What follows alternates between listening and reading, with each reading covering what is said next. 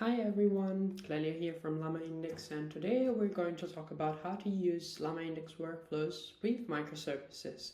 As we know, microservices are a specific type of architecture which, instead of having all the services and all the dependencies of your application in one big monolith, break down that monolith into single containerized services that are able to do a very specific job. For example, in an e-commerce environment, which is the example that we're going to dive into today with LlamaIndex Workflows. We have a microservice that, for example, handles the front end and the authentication. One that handles payments, one that handles orders, and one, for example, that updates the stock, meaning the available items that we have in our stock. So in order to follow with this demo, I advise you to look for this GitHub repository, which we'll be looking into today, like following along with the README. So as you can see, this is a Docker-based I would say demo. In the quick start, you just need to clone the repository and just run docker compose app -d and go to localhost 8000. And as you can see here, we have an explanation of how the application is structured. As I was saying earlier, we have a front-end and authentication, payment processing, orders, stock management, and then we have Postgres, Kafka, and Zookeeper. As you can see, Postgres is basically the database that keeps track of payments, orders, and stock, and Kafka instead is the event-driven communication between microservices, streaming orders to the payments, the order and stock processing services, and getting back the status of the processing operations. And Zookeeper is basically just doing Kafka management. We're not super interested in the stack of the front-end and authentication, which is basically a Go web server, but what we're interested in is how we're handling workflows, how we're using workflows to handle the processing, basically, because we're using workflows for payments, orders, and managing our stock. And how are we using these workflows? So first of all, we detect an event in Kafka. This event triggers the start of a workflow, and the first step of a workflow is basically data processing. So we take the data, we take the raw data of the event, which is passed in as raw JSON data, and we extract the structured data, order, payment, stock, item, whatever it is. And so after that, what we do is we take the structured data and we build a query with the structured data to update the database, being it inserting an order or a payment or updating the available number of a specific stock item. After that, we end the workflow, and the workflow will restitute the status of the operation. So the operation succeeded, the operation did not succeed, and we send these operation details back to Kafka. So as you can see here, we have, as we said, front-end that sends the order as JSON data.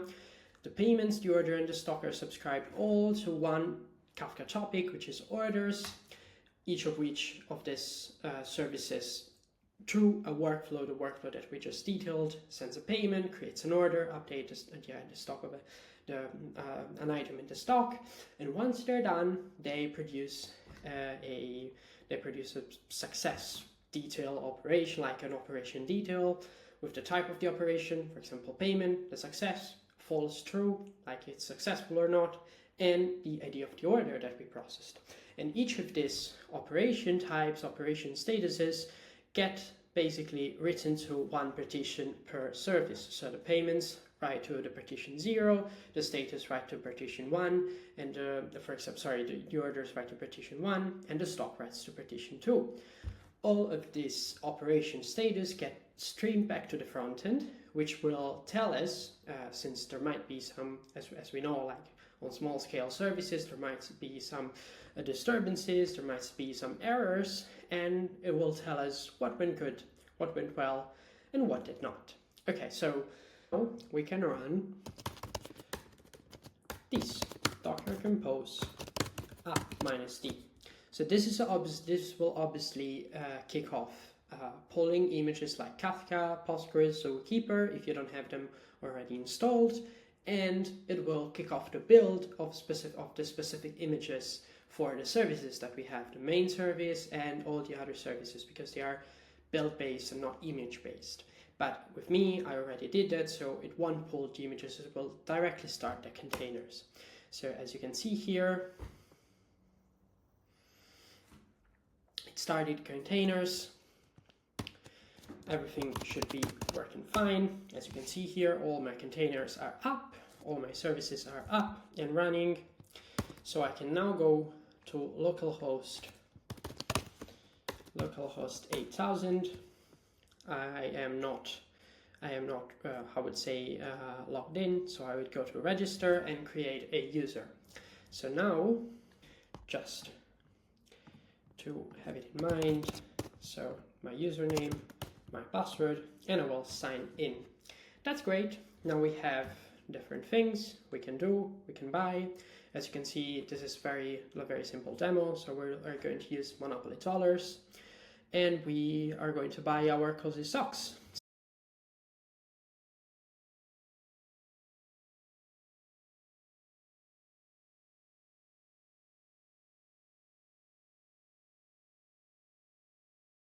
And what I do now is that I place my order.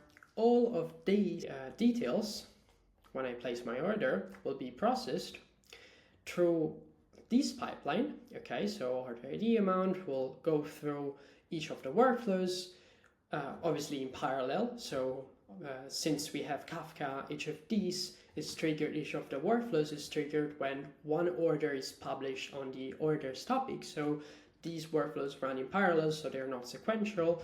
They publish the data to the PostgreSQL database, and they publish the status of their operation status to each of the partitions of the Kafka topic order status, which will be read back by the front end.